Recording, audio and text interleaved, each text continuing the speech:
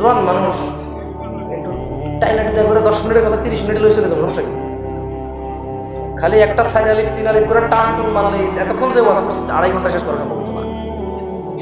টান লেগে ওটা সুবিধা তো। বলুন না, পারবো না, হবে না, প্র্যাকটিস লাগবে। কি লাগবে? তবে মাশাআল্লাহ যারা আপনাকে সুন্দর বলা, মাশাআল্লাহ সুন্দর করে বলে। যাই হোক, আসুন।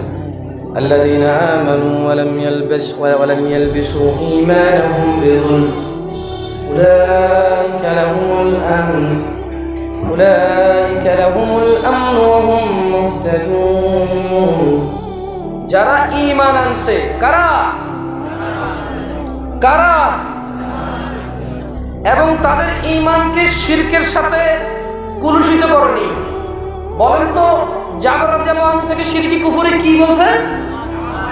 এই সবাই একসাথে বলেন। শিরকি আর কুফরি কোন জিনিস ছেড়ে দিলে হয়? এখানে আল্লাহ বলতেছে আল্লাযীনা আমানু ওয়া লাম ইয়ালবিসু ঈমানাহুম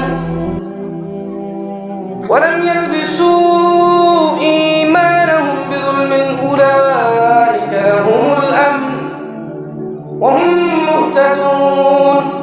যারা ঈমান আনছে আল্লাহর প্রতি এবং এই ঈমানের সাথে শিরকের জুলুম, শিরকের মতো ভয়াবহ অপরাধকে মিশ্রিত করেনি, উলাইকা লাহুমুল আমন, ওদের জন্যই রয়েছে নিরাপত্তা, ওয়া হুম মুহতাদুন, তারাই হেদায়েতপ্রাপ্ত।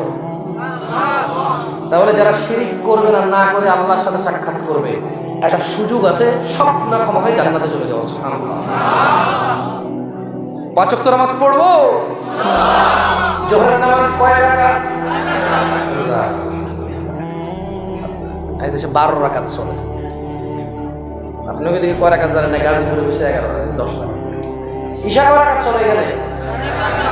আরে না, 15 রাকাত। গাজীপুরের ওরা বসে 13 রাকাত। বললাম কেমনে?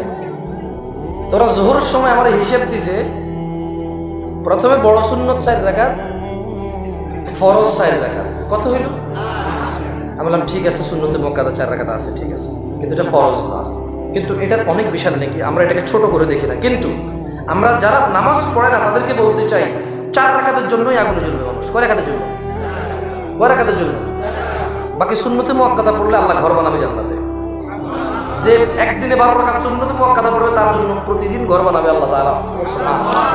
তো আমরা ওইটার বেনিফিট বলি, কিন্তু বললাম ঠিক আছে, বড় সুন্নত 4, ফরজ 4, ছোট সুন্নত 2, কত হইল? বললাম বাকি 2 কেমনে? ওই নফল 2 রাকাত। নফলের বেশি না হয় নাকি? 4 পড়লে কি মানা